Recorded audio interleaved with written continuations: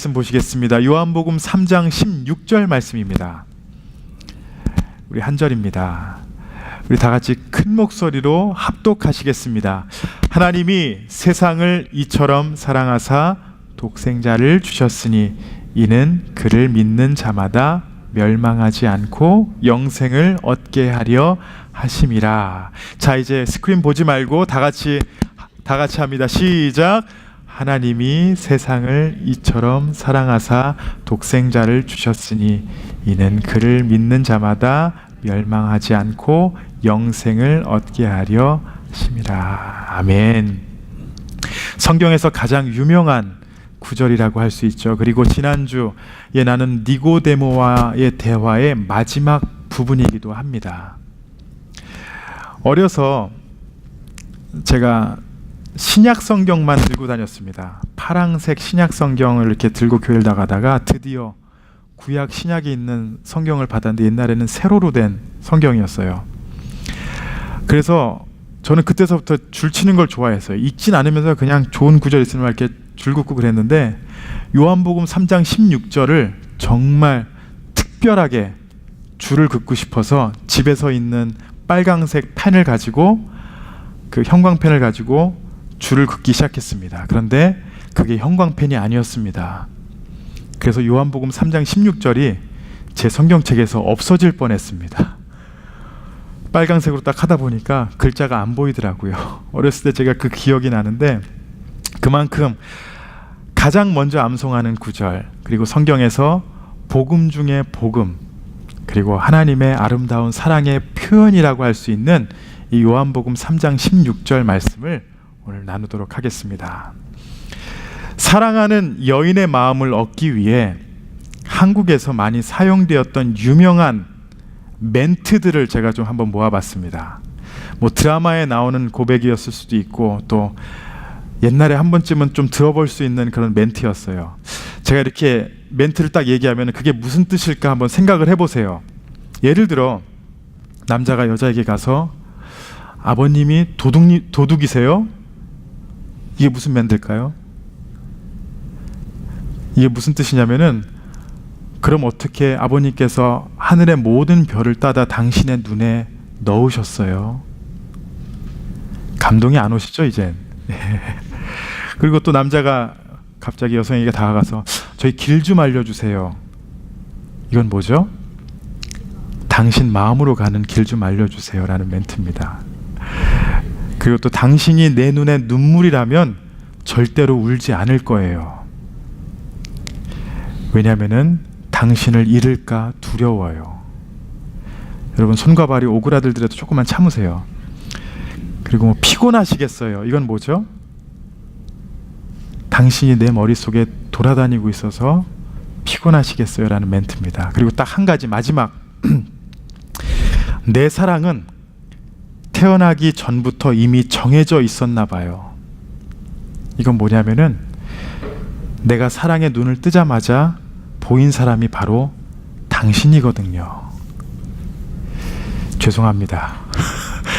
옛날에는 막 남자들이 이걸 멘트를 준비해서 어떻게 얘기하려고 하나, 또 여성분들은 이 멘트를 들으면은 정말 뻔한 걸 알면서도 막 한 번 더 듣고 싶고 그런 때가 있었지만 여러분 이런 멘트들은 사실 잠깐 우리의 눈과 귀를 즐겁게 해주는 그런 멘트지 영원한 멘트는 아닙니다. 지금 여러분의 우리 남성분들, 남편들이 여러분들에게 우리 고백한다면은 뭐라고 생각하시겠어요? 가족끼리 이러는 거 아니야? 뭐 이렇게 대답하시겠어요? 아니면은 갑자기 뭐 아픈 사람 바라보듯이 그렇게 보실 거 아니에요?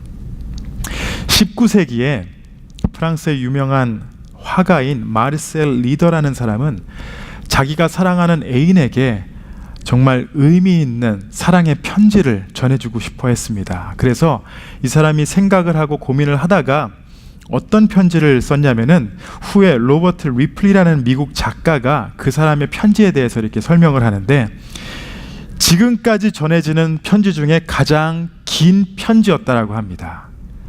1875년도에 쓴 편지인데 이 사람이 1875년도 곱하기 1000을 해서 Je vous aime, 나는 당신을 사랑합니다라는 그 단어를 187만 5천 번을 적었어요. 그러니까 이런 종이에 그 단어를 1000개를 적으면은 1875개 종이가 필요한 겁니다. 그만큼 정성을 들여서 연애 편지를 썼습니다. 그것도 그 사람이 쓴 게 아니라 다른 사람을 딱 대응해 가지고 이 사람이 나는 당신을 사랑합니다 하면 그 사람은 나는 당신을 사랑합니다 말하면서 썼대요. 그러니까 187만 5천 곱하기 3을 해야 돼요. 갑자기 계산이 안 되는데 아무튼 곱하기 3입니다. 그런데요, 이런 사랑의 고백 또한 잠시 우리의 귀를, 눈을 즐겁게 해주는 고백이지 비현실적인 그런 사랑의 고백이고 또 영원하지 못하다라는 것을 우리가 잘 알고 있습니다. 제가 아는 목사님이 결혼 20주년 맞아가지고 아내에게, 사모님에게 장미 뱃송이를 사다 딱 선물해 주셨어요. 어떤 반응이 일어났을까요? 왜 돈을 거기다 쓰냐고 하루 종일 결혼기념일 때 구박을 받으셨다고 합니다. 연애 때는 그 백송이가 막 감동을 줬지만 20년 후에는 그렇게 좀 달라 보였던 것 같아요. 하나님은 당신을 사랑하십니다. 이 하나님의 고백은 마르셀 작가의 그런 연애 편지와 다른 레벨의 고백입니다. 그리고 이 세상에서 인간이 표현할 수 있는 그런 사랑의 고백과 너무나도 차원이 다른 하나님의 사랑의 고백이에요. 이 사랑의 고백이 바로 요한복음 3장 16절 이 한 절로 다 표현될 수 있습니다. 하나님이 세상을 이처럼 사랑하사 독생자를 주셨으니 이는 그를 믿는 자마다 멸망하지 않고 영생을 얻게 하려 하심이라. 오늘 이 시간 하나님의 사랑의 고백을 다시 한번 돌아보며 이 사랑을 우리가 어떻게 받았고 이 사랑의 깊이를 우리가 잘 알고 있는지를 깨닫고 다시 한번 이 사랑을 누리시는 우리 모든 성도님들이 되시기를 바랍니다. 첫 번째로 하나님이 세상을 사랑하셨다라는 이 고백을 한번 보길 원합니다. 복음의 핵심은 하나님의 사랑이에요. 하나님의 사랑이 우리가 믿는 복음의 핵심입니다. 요한복음 3장 16절은 그래서 성경 전체의 핵심 구절이라고 말합니다. 심장이라고도 말해요. 뭐 로마서 8장이 심장이다 이런 식으로도 얘기를 하는데 한 절로 표현한다면은 요한복음 3장 16절입니다. 지난주까지 우리가 니고데모에 대한 내용을 나눴는데 니고데모와 예수님의 그 대화 마지막 부분에 14절 15절에 예수님께서 이런 말씀을 하세요. 모세가 광야에서 뱀을 든 것 같이 인자도 들려야 하리니 이는 그를 믿는 자마다 영생을 얻게 하려 하심이니라. 이 말씀은 민수기 21장 말씀에 나오는 그 내용을 예수님께서 인용하신 겁니다. 430년 동안 애굽의 노예 생활을 하다가 포로 생활을 하다가 하나님께서 자유를 주셨어요. 그리고 40년 동안 광야 생활을 하고 가나안에 들어갔는데 그 광야의 기간 동안 생활을 하는 가운데 이 사람들이 불평을 합니다. 가끔 목마를 때도 있어요. 배고플 때도 잠시 있었어요. 하나님께서 매일 풍성하게 채워주셨지만 불평이 끊이지 않았습니다. 그래서 하나님께서 그들에게 벌을 내리셨는데 뱀에 물리게 하신 겁니다. 그래서 많은 사람이 죽어요. 그리고 많은 사람들이 모세에게 찾아와서 살려주십시오라고 우리가 잘못했습니다. 우리가 잘못했습니다라고 고백합니다. 그래서 민수기 21장 7절 말씀을 보시면은 백성이 이렇게 말합니다. 백성이 모세에게 이르러 말하되 우리가 여호와와 당신을 향하여 원망함으로 범죄하였사오니 여호와께 기도하여 이 뱀들을 우리에게서 떠나게 하소서.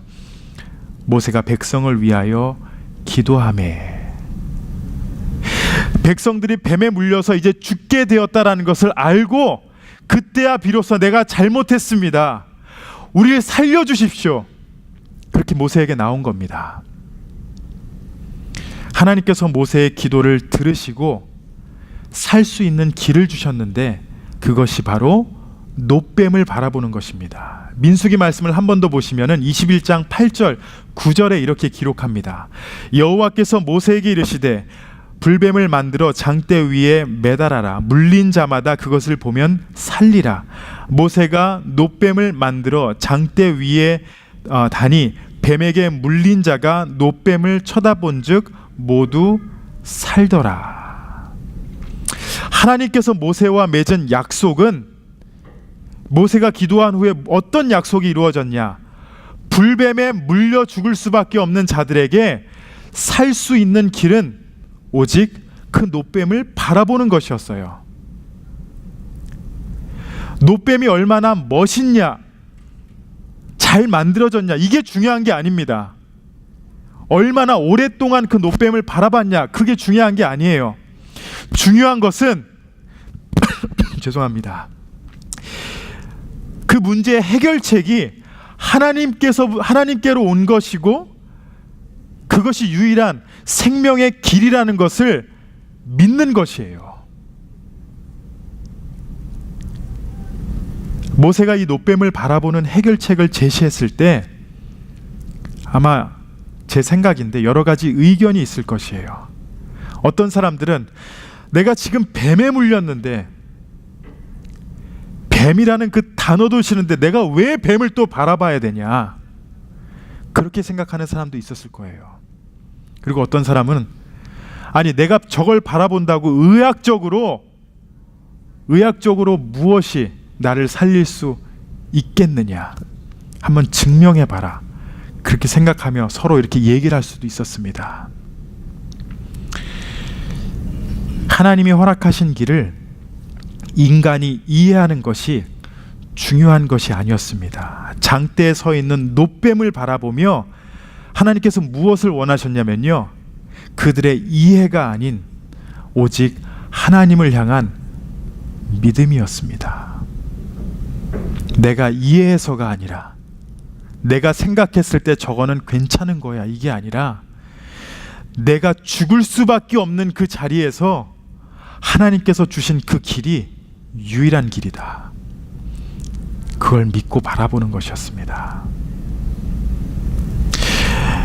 그리고 예수님께서 이 민수기 말씀을 말씀하신 것은 하나님의 구원은 바로 하나님의 약속으로 시작하기 때문이다라는 것을 말씀하시기 위해서입니다.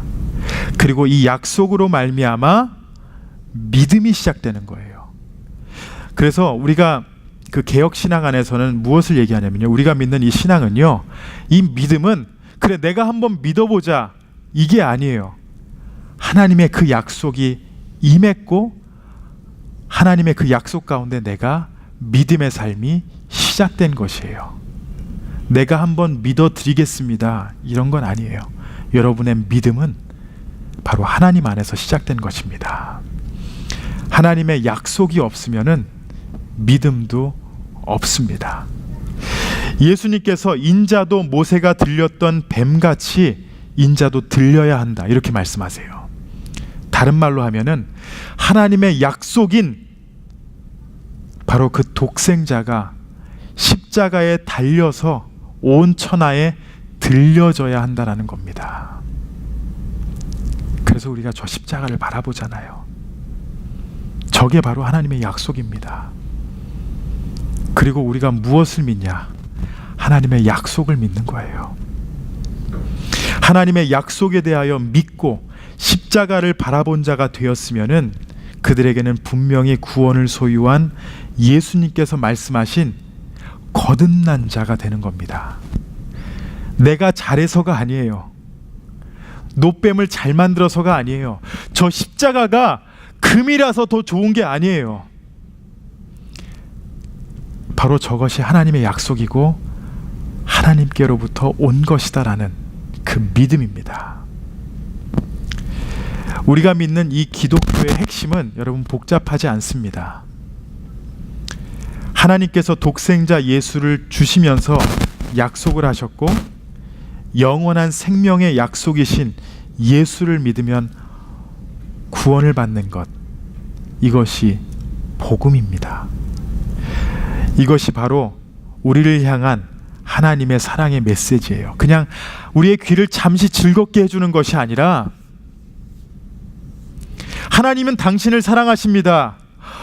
그래 너무 좋아 하고 끝나는 것이 아니라 우리의 생명을, 우리의 삶을 책임져 주시는, 우리에게 영원한 삶을 주시는 하나님의 사랑의 표현입니다. 이 사랑의 고백이 바로 저와 여러분들을 향한 메시지인 것을 믿으시기 바랍니다. 그리고 마지막으로 이 사랑의 메시지는 누구에게나 필요한 것입니다. 어떤 분들은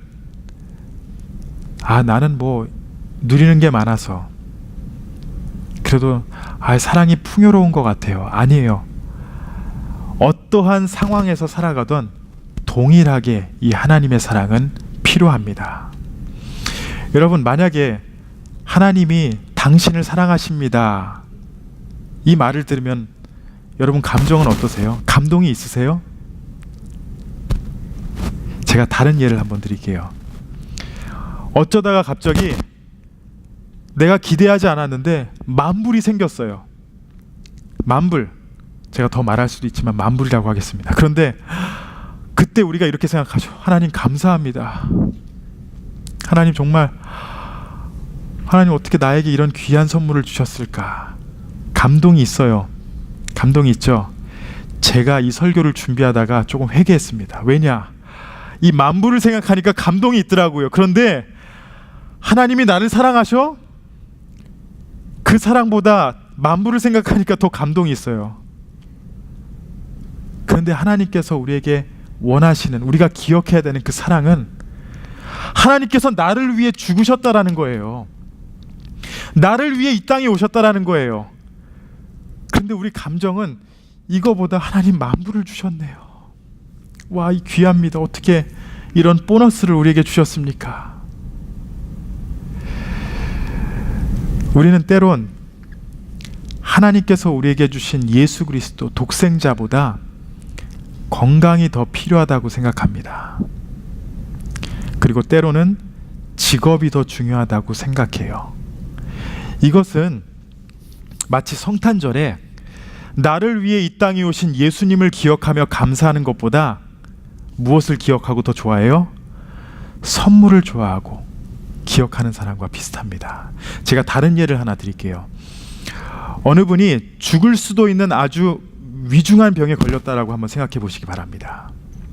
그런데 그분이 병에 걸렸다는 것을 알든지 모르든지 그 결과는 아주 비참합니다. 왜냐? 죽을 병에 걸렸기 때문에. 알아도 몰라도. 그런데 성탄절에 그분이 병의 심각성을 의식하지 않는다면, 병을 모르고 있다면 그분의 관심은 좋은 선물을 받는 것, 무엇을 좋은 것을 누리는 것에 관심이 있을 거예요. 그런데 병의 심각성을 아는 사람에게는요, 좋은 선물 필요 없습니다. 돈이요? 필요 없어요. 오직 그에게 필요한 건 뭐예요? 치유예요. 치유입니다. 병을 알던 모르던 그 사람에게 가장 귀한 선물은 병의 완치입니다. 아프신 분들에게 10년을 더 살길 원하십니까? 아니면 얼마의 돈을 원하십니까? 그러면은 모든 분들이 다 더 살기를 원하세요.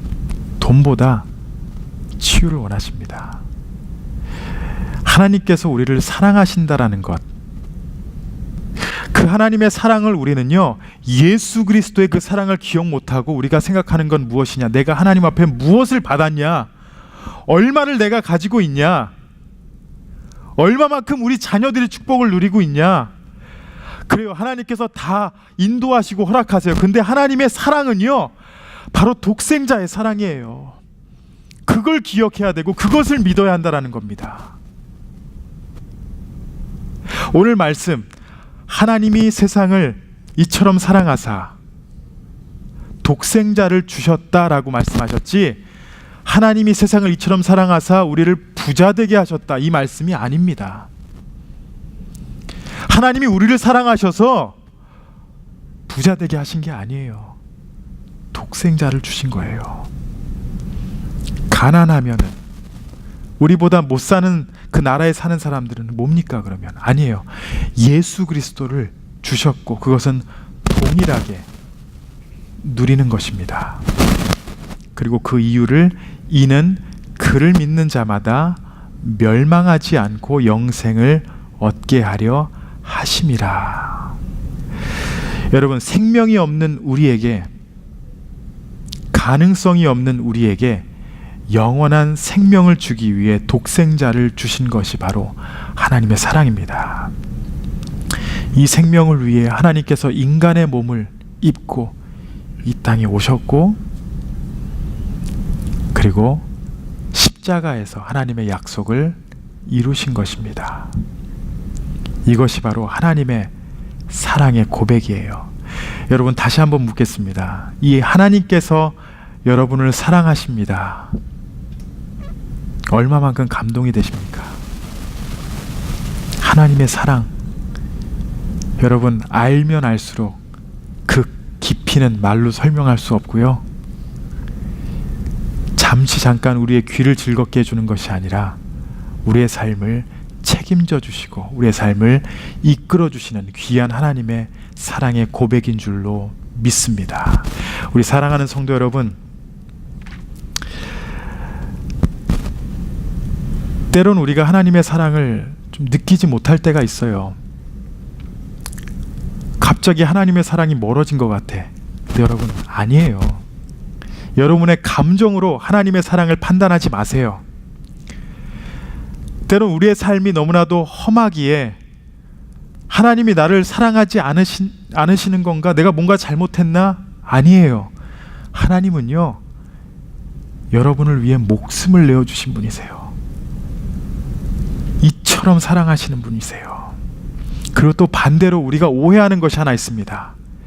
우리가 열심히 살고 그 대가로 우리가 부유하게 살기 때문에 하나님의 사랑을 받았다라고 생각하신다면은 그것도 잘못된 것입니다. 왜냐? 부유함으로 하나님의 사랑을 그걸로 판단할 수 없기 때문입니다. 하나님의 사랑을 내가 노력해서 받는 것이 아니에요. 거저 받는 것입니다. 내가 잘해서 받는 게 하나님의 사랑이 아니라 그 사랑이 먼저 나에게 임했고, 그리고 그 사랑 안에서 내가 믿음의 삶을 시작하는 것입니다. 하나님의 사랑의 고백, 이렇게 시작합니다. 내가 너를 사랑한다. 그래서 내 아들을 너에게 주었다. 이것이 바로 요한복음 3장 16절입니다.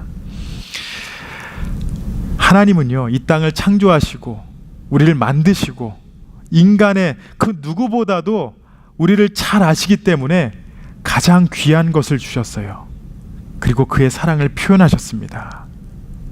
그런데 우리는 하나님 앞에 이렇게 고백합니다. 하나님,